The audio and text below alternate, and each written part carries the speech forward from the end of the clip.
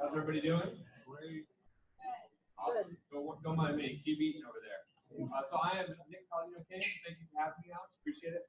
I've been coaching the executive staff at Ebates for a couple years, and we've done a lot of work with Ebates staff over there for stress management and yoga. So I'm excited to be with you guys today and talk practice. So thanks for having me. Really appreciate it. Great to be here. Okay, so a little intro about what we're going to talk about today, kind of who I am, why I'm here, and what we will cover. So as I said, my name is Nick Palladino-King. I am a transformational mentor, coach, and entrepreneur. I'm also co-owner of Tribe SF Fitness and Yoga with my brother over here in the corner. We operate our own wellness company out of San Francisco. But I'm not really here to talk about who I am. I'm more so here to talk about why I'm here. So for me, I've been on about a 10-year journey from what I would call corporate stress to, let's say, success without stress. I started my career in corporate sales and logistics around 12 years ago. And it was everything I always wanted. I wanted to be successful, powerful. I wanted to be a CEO. And I realized I was just kind of a big jerk. And I didn't have any skills to take care of myself. I didn't have any skills for stress management, for self-care. So one of my buddies said, why don't you come with me to yoga? Well, I'll show you about it. I think it's going to help. And I went and I couldn't even touch my knees. It was probably one of the worst experiences of my life.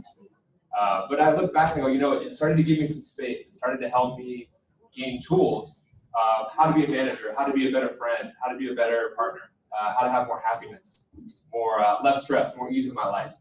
So this was kind of the beginning of my first transformation of being in the working world like all of you, but starting to learn how to do it in a different way, in a way that have less stress. So that's kind of the main thing I'm here for.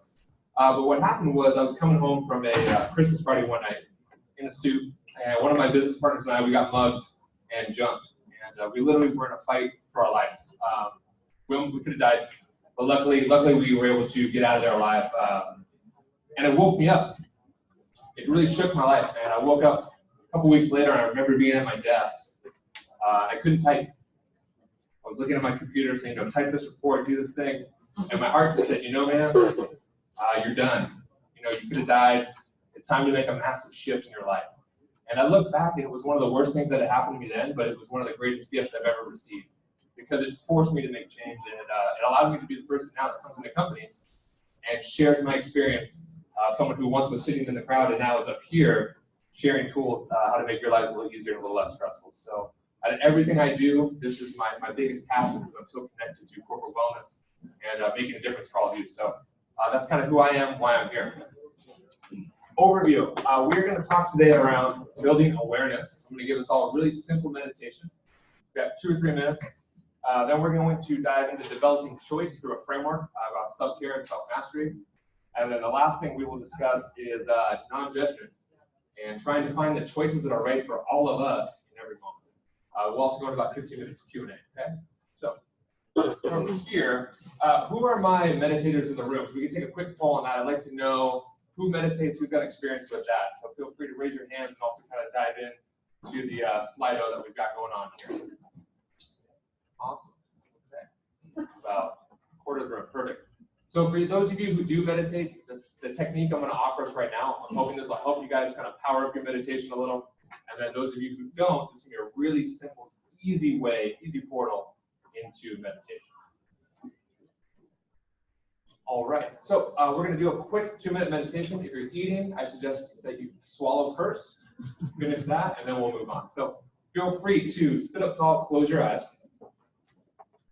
Your hands can be on your thighs, they can be upwards if you're tall. Okay. Go ahead, close your eyes. And take a nice big deep inhale in through your nose, shoulders up to the ears. A nice big open mouth exhale. Start here by simply finding the breath that feels right to you. Not too fast, not too slow, but just right.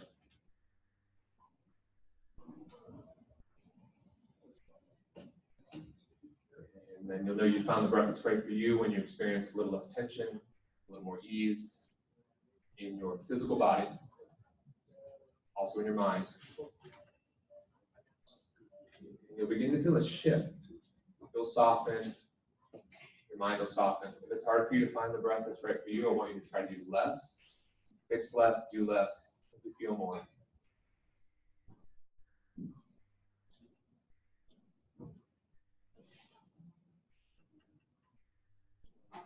And then start to check in. Notice how you feel in your physical body, in your mind, in your emotions. Without judgment, without labeling, notice what you feel. Notice what's going on.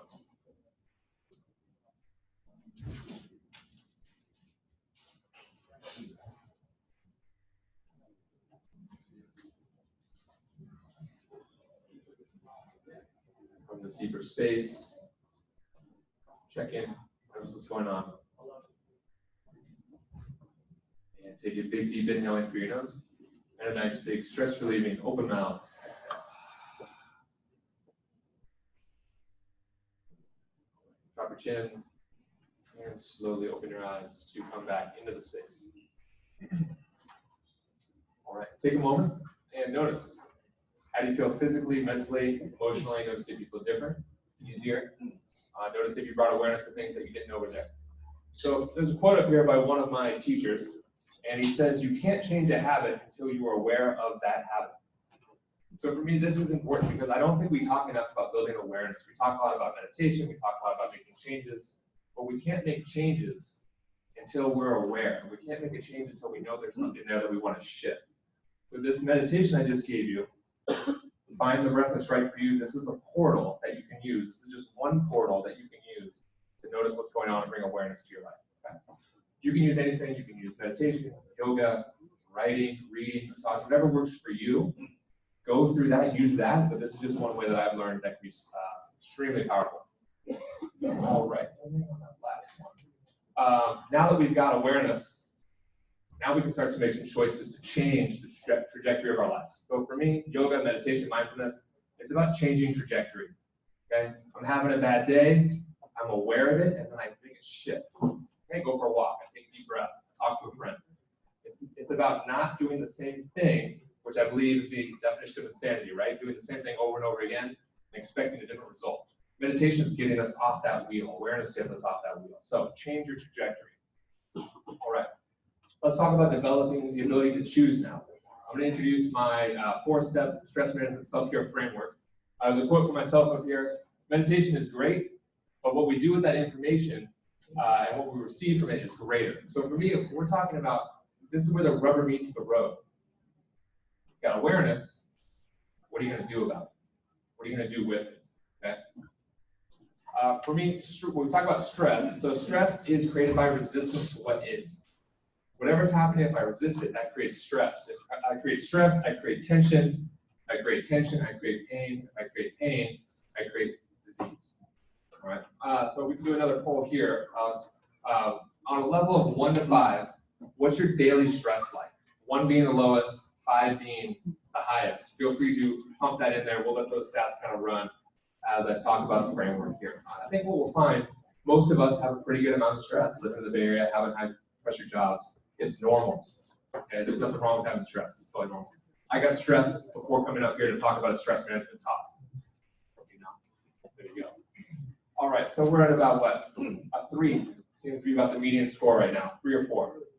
Great, no 5s. Perfect. We'll let that run for a while, that's fine. So the stress management framework I want to introduce to you is a 4-step process. And the key to this is to understand that you have choice. In every moment of your life, you have a choice. It doesn't matter what it is. You can choose how you want to be, how you don't want to be, what you want to do. This is empowered living. I'm giving you all the options to experience it here, and you decide what your life looks like. And the framework I'm going to offer you is a framework that's going to allow you to work through this in maybe more like a mathematical way you kind of input it. Okay? So 4 steps. The first option that you have in every moment of your life is that you can accept what's happening. Okay? And I don't mean 50%, 90%, 99%. I mean 100% accept what's happening in your life. Now that doesn't mean you like it, it doesn't mean you agree with it, but what it means is that you don't resist it. I'm really talking about non-resistance here, okay? Let's use traffic, for example. I think traffic is a great example. We came in on the 101 today, somebody pulled in front of us and almost killed us.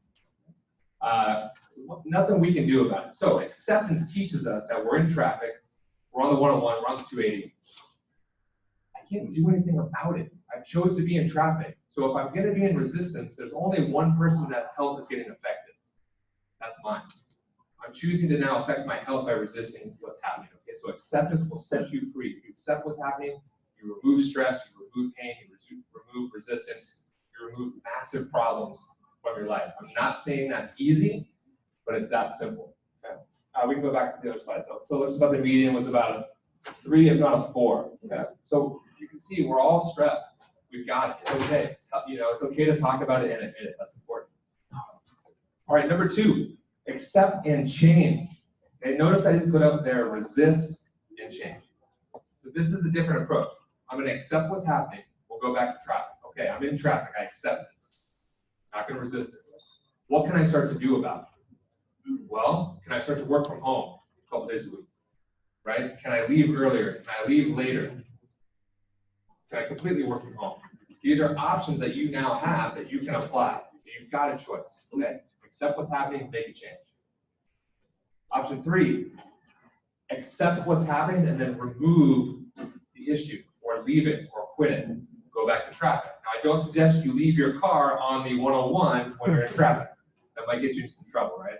But if you say, you know what, I can't change anything. I can't miss my commute. I can't work from home, okay? Can you move closer? You're removing the commute from your life. Maybe you need to quit your job, and I'm not up here saying quit your job, but what I'm saying is you have a choice, okay? Admit, the other guys, the other leaders, I'm not saying quit your job, team, but it's a choice. So you're not a slave to your job, all right? Accept it, remove the obstacle. Now, I'm not saying if you quit your job, there aren't going to be repercussions. I'm not saying you're going to go home and your wife or your husband's not going to get mad at you. I'm not saying you're going to be able to pay your rent, but I'm saying you have a choice. You choose in every moment how you want your life to look and be, all right? That's power. That's empowered living. Last option, number 4, I want to be clear, I do not suggest you do this, but you resist the hell out of whatever's happening, okay? And what you may find is that resistance will get you through your stuff quicker. And you resist being in traffic. You resist your job. You resist your relationship. You create enough pain so that you go, whoa, okay, you know what?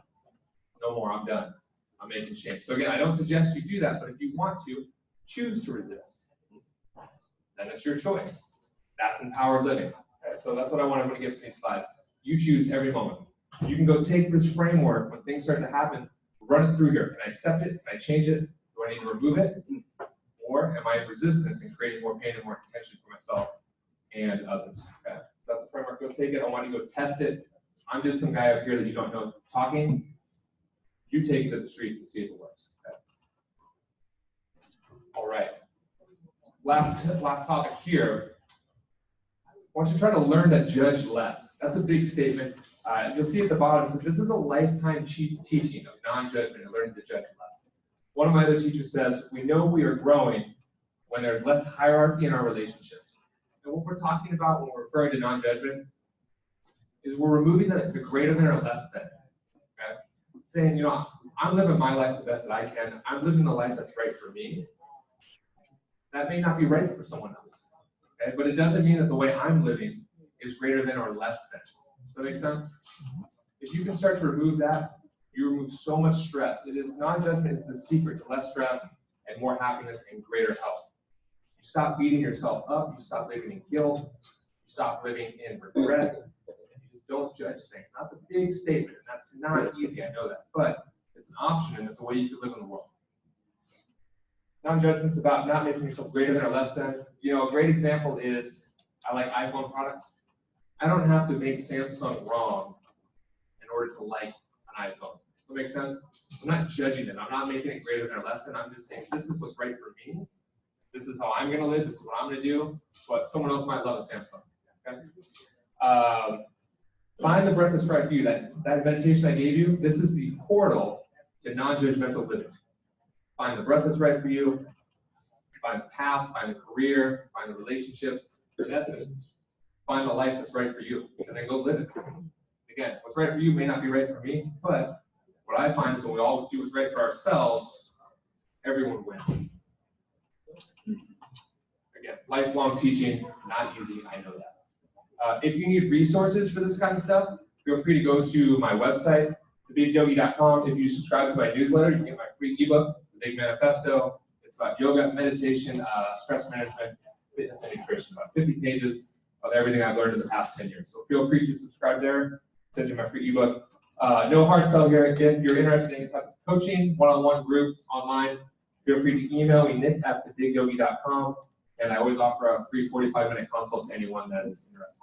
Okay, so if you have questions, feel free email me or jump onto the newsletter to get the ebook. Okay? A lot of resources around everything we just covered. A couple blogs specifically. Okay, to close out before we go to Q&A, I want to give a quick story about my first coaching client, the first woman that I ever coached. And she's the oldest client I've ever had. She's about 70 years old now.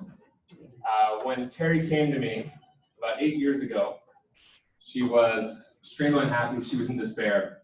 She was miserable. Let's call a spade a spade. She'd go to work, come home, lock herself in her room, and just read or watch movies. She did that for about 5 years after her divorce with her husband. So we started doing some work, started giving her some of these frameworks, gave her some books that I have read that have changed my life. And Terry gradually started to make some changes. And we had this conversation one time. And I said, you know, Terry, I said, if you forgive your husband for everything that's happened, if you accept your life right now, if you forgive him, what's the worst thing that could happen? And I remember she looked and she said, you know, the worst thing that could happen? Nothing. Nothing bad will come to me accepting my life and forgiving my past. I know the woman that I'm talking about wouldn't mind talking about our mother, my first coaching client. She today is now one of the happiest people that we know. Because in that moment, she decided to make a change. She decided to accept her life for how it is. She decided to stop blaming herself, stop judging herself, and she transformed her life in a moment. She's married. She's so happy, and it's amazing to see that with the right tools, the right frameworks, anybody, if she can do it, anyone can do it. If I can be up here talking about stress management, anybody can do it too. So I wanted you all to hear that. Transformation only takes a moment. We don't know when that moment's going to come, but it's available to all of us. Okay. So thank you for listening. Let's open it up to questions now. Feel free to use the Slido, and we'll kind of dive into any group Q&As. Thank you so much, Nick, for your presentation. So questions starting to come in. The first one, do you have any tips for someone who has never meditated before and lives a high-stress life? Yeah, this one's my specialty. This is where I came from. So the tip, the master tip here, is to meditate. It's as simple as that, okay? You can't go from not meditating and being stressed to being a master meditator and living a life free of stress and ease, okay? Let me also clarify, we're not trying to be stress-free. That's not possible, okay? My point is, you've got to take steps, right? There's a saying, it's how do you eat an elephant? Anyone know the answer? Yeah, one bite at a time. One bite at a time, that's it. Meditation, stress management, self-care, it's no different. You just start, and you start with 5 minutes, or you start with 1 minute, or you start by just thinking about it. Okay? And once you start, you've already started the wheels of change. I was talking to a coach yesterday. He actually challenged me on, instead of thinking about change, that we start to think about shift, and just little shifts. And what he was saying was, it's like a big boat. If you just change it 1 degree, that 1 degree over a lifetime is going to be thousands of miles. Okay, so with us, ourselves, if you never meditated, if you've got high stress, you don't need to wake up tomorrow and be free of stress, okay? It's going to be a process. It's just like going to the gym. The first time you work out, it hurts. It's hard to get there. You wake up sore, you can't move for a couple days. You're like, what am I doing? Why am I here? And then you keep going. And then what used to be your entire workout, a month, 6 months, a year later, that becomes your warm-up. And meditation is no different. When I first started meditating, I couldn't sit still for a minute. You know, now 20, 30 minutes, 40 minutes, it's not that big of a deal. But that took 10 years to get to. Okay? I think that's the real difference between a teacher and a student, is that the teacher's just been doing it longer. It's just like work. First day of work out of college, you don't know what the hell you're doing, right? You got all this knowledge. You're like, oh man, I'm in trouble. And then after a year, 2 years, 5 years, 10 years, you become an expert. Self-care, meditation, no difference. Same thing. Thank you for that. So next most voted question. What was your biggest hurdle to letting go of your past struggles or situations and accepting where you are at? Biggest hurdle. You know, for me personally, that has been accepting that I'm a teacher. That's been one of my biggest hurdles. You know, why me? Why am I the person that comes up and gives other people my advice and gives other people my perspective on life? I'm just some guy from a small town in the North Bay, you know, who was in a fraternity and liked to drink beers, and now I'm a teacher of people. I think for me personally, that's been my biggest hurdle, is accepting who I am and why I'm here. And then the next piece is then going out and living that. So for me, that has been my biggest hurdle by far, is accepting myself. Great. Let's move on to the next one. So it looks like people would like to know, how can you meditate as you live everyday life, like walking or getting ready for work, or what would you suggest? Yeah, I mean, there's techniques you can use. If we really want to get technical, meditation is sitting down, tuning in, and becoming one with everything. So most of us aren't really doing that anyways. So I would remove the word meditate, and I would put mindfulness in there, or I would put awareness practice there instead. And that's kind of the idea of, you know, I'm going to wake up and I'm going to walk, and I'm just going to be mindful with every step. Every step I take is purposeful, and I'm aware of what I'm doing. Okay. Another thing here is start to change your habits. That's one way you can really have an effect on your awareness. So, for example, start to brush your teeth with your opposite hand. Okay. That's going to slow you down. It's going to change your patterns. It's going to make you think differently. It's going to change up your whole morning routine. Simple. Flush the toilet with your foot. Something silly like that. These little things are going to take awareness in your mind and set up habitual patterning. Okay. So that's how I would start. Break up your habits by doing small things, and start to incorporate, let's call them awareness moments, or things that are really going to pull you into the present moment. If you have specific questions about how like do meditation walking or something like that, reach out to me. There's techniques for that, but that's going to be a little more advanced than to teach just in a couple minutes. Great, so small daily changes. The next one is, what is your go-to tool or action when you're feeling angry? Actually thinking, I accept this. How do you do that? That's a great one. So this, I would go back to find the breath that's right for you. Okay. I'm not going to come up here and say that meditation is the panacea. It's not the one-size-fits-all pill. There's times, if you're frustrated, if you're angry, sitting down to meditate is not going to be the appropriate action. It's just not going to work. Maybe that's when you need to go to the gym, right? Maybe that's when you need to go to a boxing class. Maybe that's when you need to call your friend and just vent. So for here, you know, the tool or action is going to be find the action that's right for you in the moment. That's going to work for you specifically for what you were experiencing. So that would be my master tip there around that. And then when it comes to acceptance, that's practice. That's simply practice. Awareness first, and then start to build acceptance. You'll know you're not in acceptance when you're frustrated, when you've got a headache, when you're angry, when you're withdrawn. Those are going to be signs.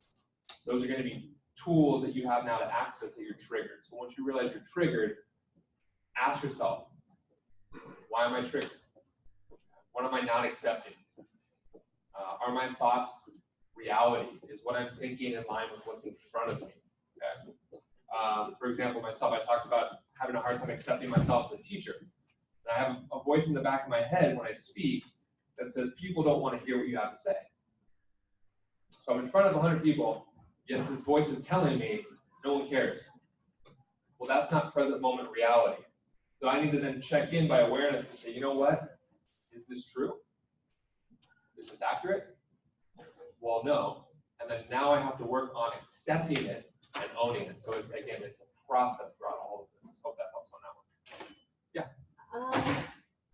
I would like to possibly challenge you on that a little bit. Oh, Lord, I didn't want this thing. So, first of all, thank you for coming. It's quite brave and courageous of you. Congratulations on your career shift. Yeah, it's a lot more fun to speak to a group of people than the wall. So thank you for being students and being present, because it makes it a lot more interesting for me. So, for example, one of the things that you just said as far as like asking the truth or that, in the process, when I was doing that, and I'm struggling with that as well, it's like, that mean girl inside, or Yeah. you have a big boy inside. Yeah. Is it really like maybe it's shifting our beliefs? And, or like you were saying, stress doesn't really go away, it's like, does the belief ever really, you know what I mean?